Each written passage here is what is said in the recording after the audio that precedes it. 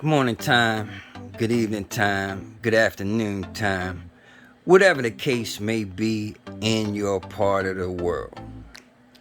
Crisscross and Wise, and today I'm discussing something that I recently made a video about the other day. Now, although this contradicts what I said the other day about a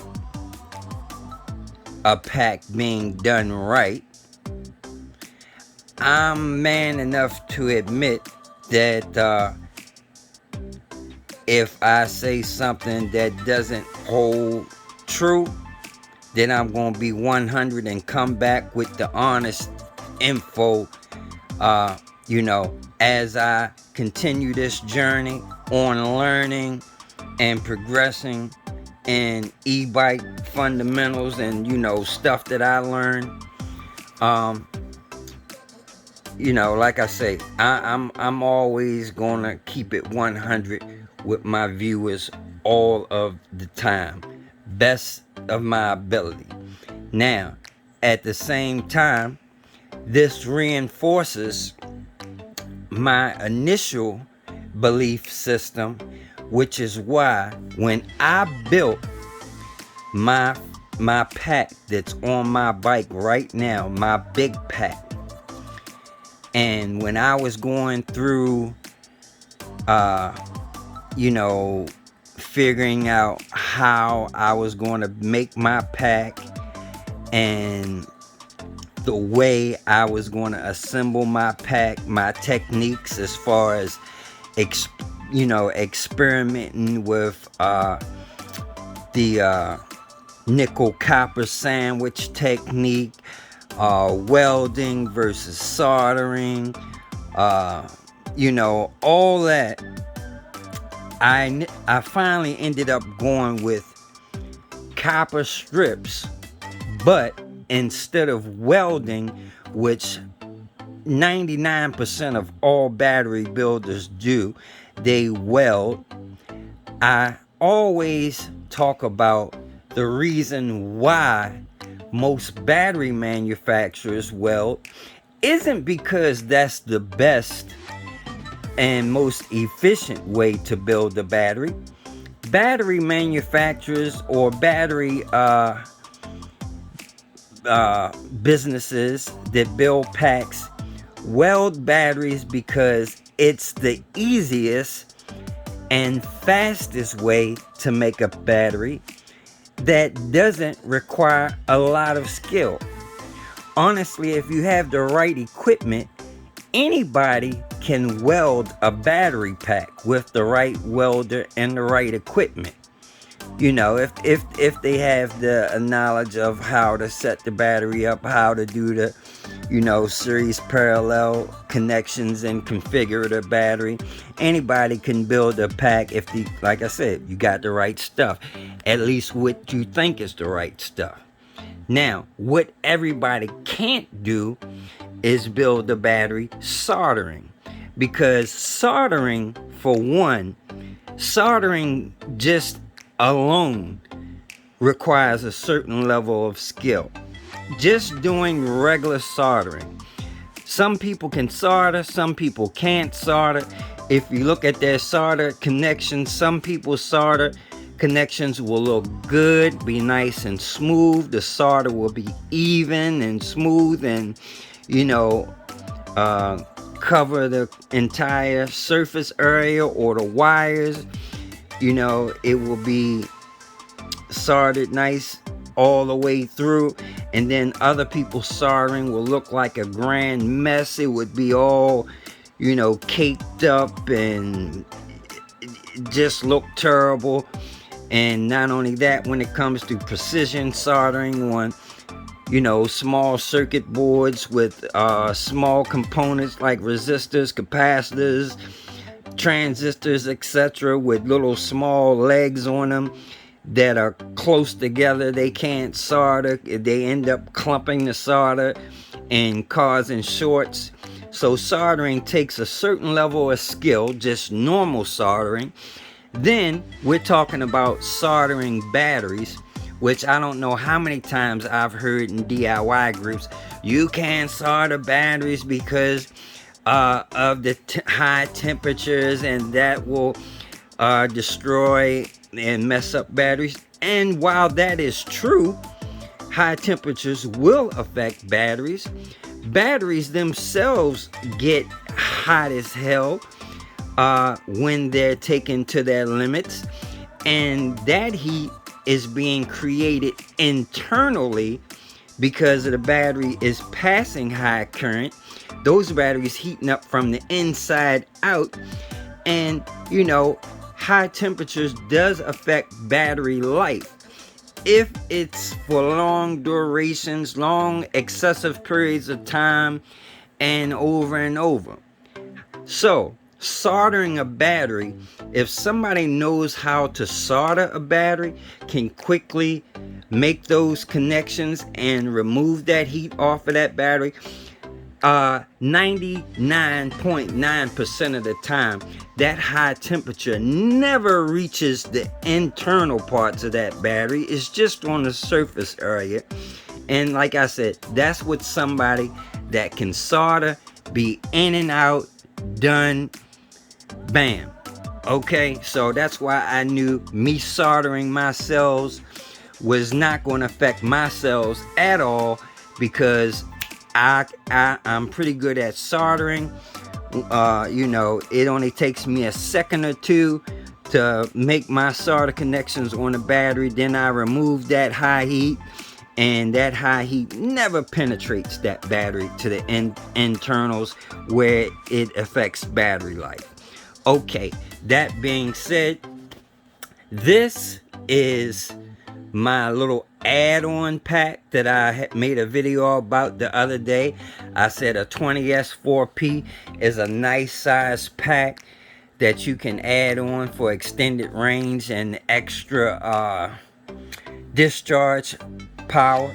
And I was talking about how nice these custom copper traces were. These copper traces are custom made on a CNC machine. They are actually two pieces of materials fused together. The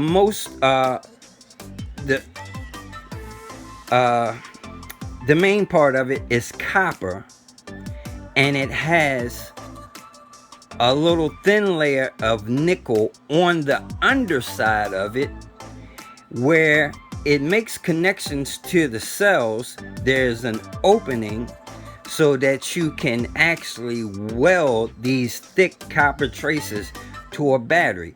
It's hard welding through thick layers of copper, which is why most people that use copper use nickel fused to the copper as well, so they can weld it. If you look closely, hopefully it's showing up on this camera, but as you can see right in the middle there, it's a little square opening, and you can see the actual nickel that's fused on the underside of this copper. Right there is where you actually use your welder.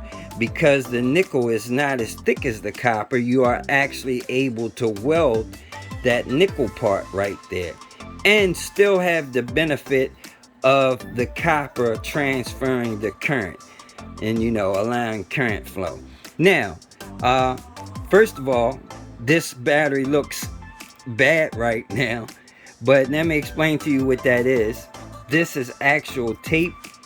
This is double-sided tape because it was taped to this piece of plastic divider here, you know, with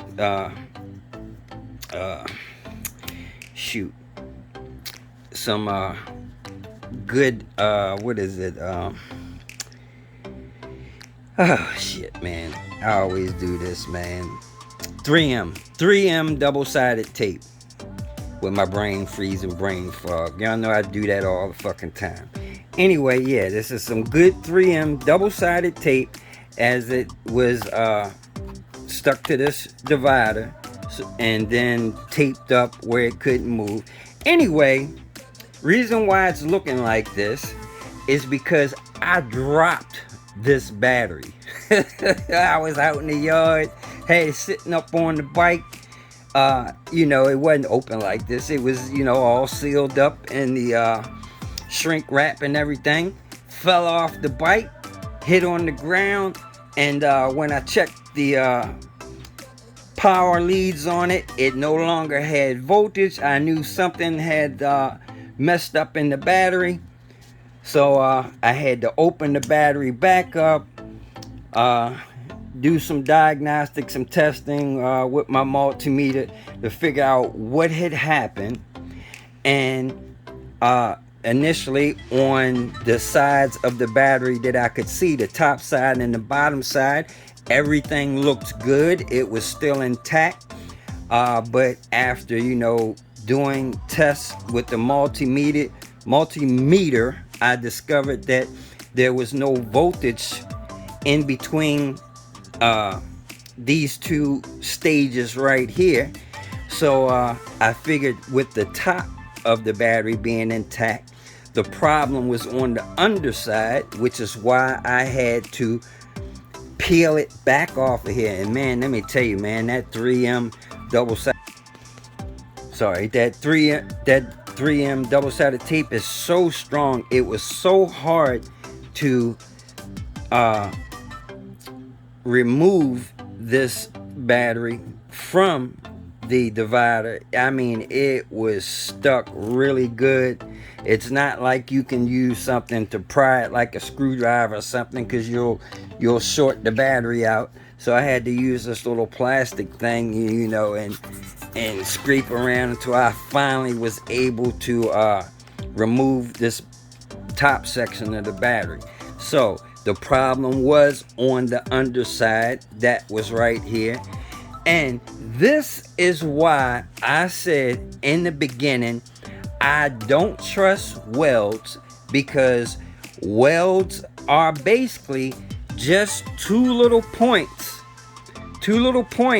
where it's fused the materials together. So when you weld something, there's two electrodes, and the weld is like this, and it's only physically connected where it fuses, from the electricity and then the current through the material. So you have those two little spots. And most of the time when you do welds, you do it twice. You can do it more than twice, but most of the time people give it 2 welds, and that's four fuse connections all together, 2 at a time. Bam, bam. Okay. Now, reason being is because these are both conductive materials. All they have to do when you touch 2 conductive materials together, current's going to flow through them. You just need something to adhere them together so they don't move. So therefore, you do the little weld. The weld is keeping those materials tightly connected together, and people go on that and they're satisfied with that. And then back to what I was saying, people that can't, everybody can figure out and learn how to do a weld. It's easy to do with the proper equipment. Now, like I said, I never thought that welding was a good electrical connection myself, because I know that solder, when you solder 2 electrical materials together, you're putting a layer of conductive material all across it. It's going across the top and it's flowing underneath. I always felt like a soldered connection was the best connection. When people argue with me in the DIY groups, first thing I said, if solder wasn't the best electrical connection, why is everything in a piece of electronics equipment soldered to the circuit board?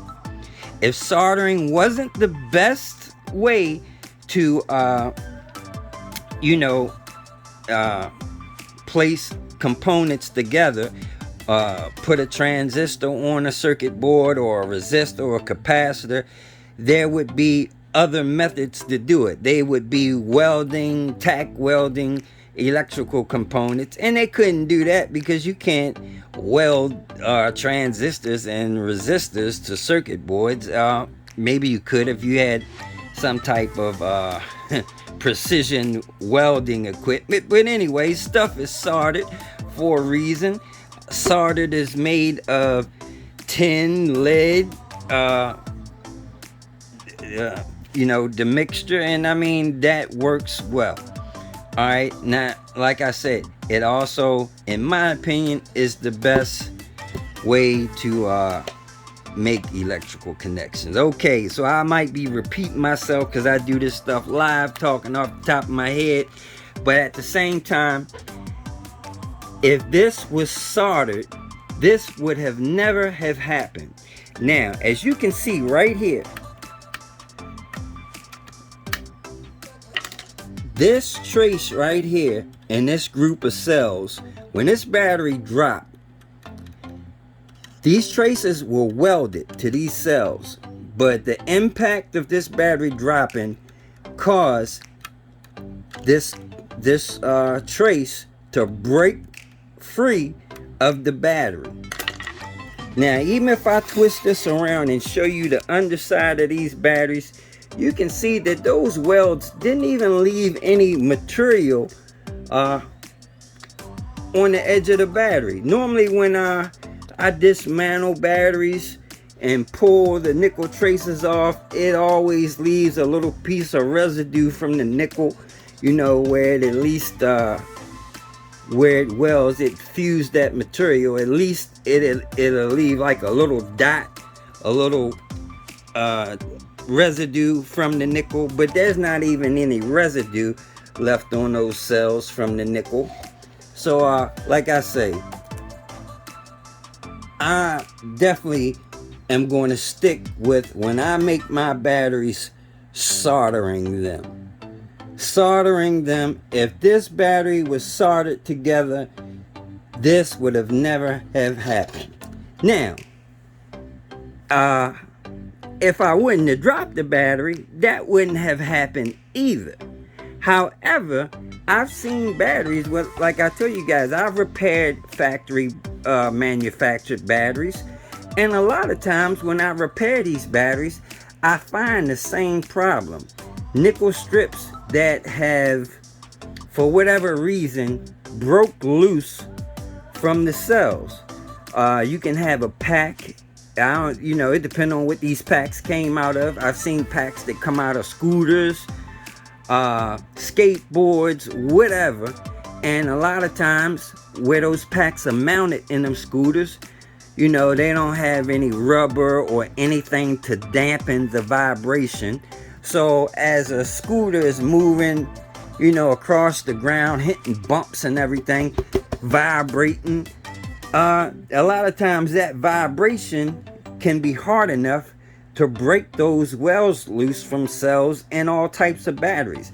That's why I said I've seen that. That's why when I made my big pack, I soldered it. Not only because it makes a stronger connection that won't break free, it also is a less resistive connection. Now, if I were able to measure the resistance from a welded joint and a soldered joint, a lot of times these welds have a slight bit of resistance to them. Now, is it a whole lot? No, it might be like 0.001 ohm or something like that. But, however, there's some ohms there. And when you're talking about an entire battery, 20S battery, 10P, you're talking about 200-300 welds.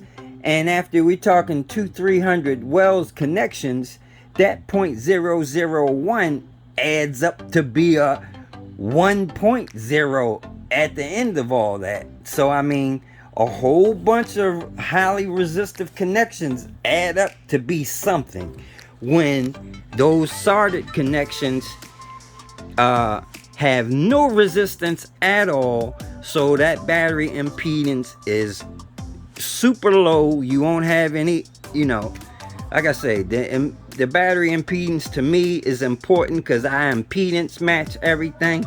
So like I said before, those little numbers, they mean a lot. I just explained to you why a whole bunch of those little numbers add up to be a big number. So yeah, I just wanted to show you guys why that everybody out there in them DIY groups that think that welding is the best way to make a battery, this is proof positive why welding is not always the best way to make a battery. Now I'm sure somebody's going to say, oh, maybe that wasn't welded with a proper welder, or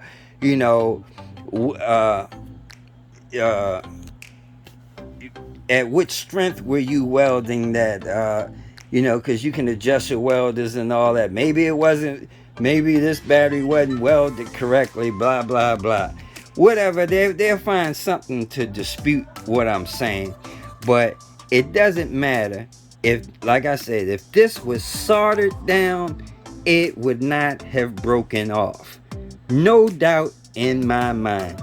I guarantee you, if I drop my other battery, the copper is not going to break free from the cell. Now, can it get damaged still? Yeah, it could crush the cell or smash the cell or something like that. Dropping is not good, period. You drop something, it's bound to be damaged no matter. But I guarantee you, just like I said, you're not going to have this. Now, was that a hard drop? Yeah, it was a hard drop. It fell off my, like I said, this was sitting on my bike, fell off the bike, hit on the concrete. Bam! Battery wasn't working no more. And that is what I discovered after taking it apart. So, what I'm going to do now is, I'm probably going to weld that back. Or I may solder those back. I'm definitely not soldering all of these. It's not, I don't look at this pack as highly important like that. It's not my main pack. It's an add-on pack. But, like I said, if I wouldn't have dropped it, it would have been fine. Wouldn't have had no issues. But, yeah. Anyway, I know I'm rambling. But like I say, I don't write scripts or anything like that. So I do the best I can talking off my head. Anyway, I hope you guys get what I'm saying. I still will say that these custom strips are awesome made. They're very high quality strips. That has nothing to do with it. I'm just talking about when it comes to welding versus soldering, and why I argued in the beginning that I was soldering my batteries, why I soldered them, and why I thought soldering was a better way to do it. So all this does is convince me that my initial thoughts of how I was going to make my batteries, that just reinforces my beliefs. So I know there's still going to be guys that are going to argue this with me, and I don't care. You do it your way, I'm going to do it my way. Simple as that. You have your thoughts on this, I have my thoughts on it. Anyway, I'm going to show you guys, I'm going to show everybody in the community why I believe what I believe, and that's all I can do is show you the evidence, and you make your own decision from there. All right, so we can go ahead and fix this battery, put it back together, crisscrossing wires, and yeah, soldering versus welding. There's methods to my madness. Peace. We out.